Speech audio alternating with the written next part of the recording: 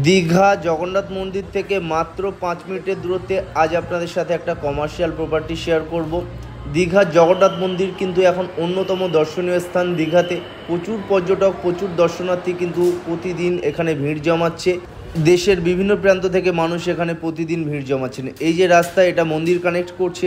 এই রাস্তাতে আজ আপনাদের সাথে 4 কাঠা জমির উপর একটা হোটেল শেয়ার করব। এটা দেখতে পাচ্ছেন, এটা হোটেলের ফ্রন্ট ভিউ।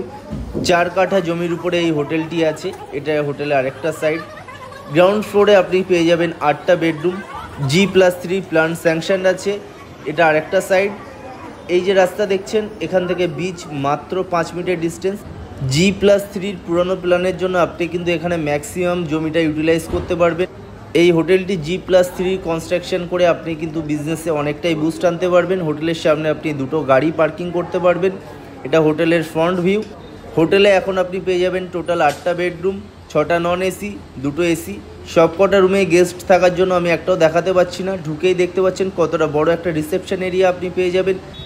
এটা আপনার ওল্ড দীঘা বাস স্ট্যান্ড। এখান থেকে হোটেলের দূরত্ব মাত্র 5 মিনিট। এটা জগন্নাথ মন্দিরের রাস্তা। এই যে রাস্তাটা চলে যাচ্ছে বিচের দিক। এই হোটেল নিয়ে যারা ইন্টারেস্টেড আছেন, এইরকম একটা কমার্শিয়াল প্রপার্টিতে ইনভেস্ট করতে চাইছেন, তারা ভিডিওতে দেওয়া নাম্বারে সরাসরি যোগাযোগ করে নেবেন। ওটা মালিকের নাম্বার।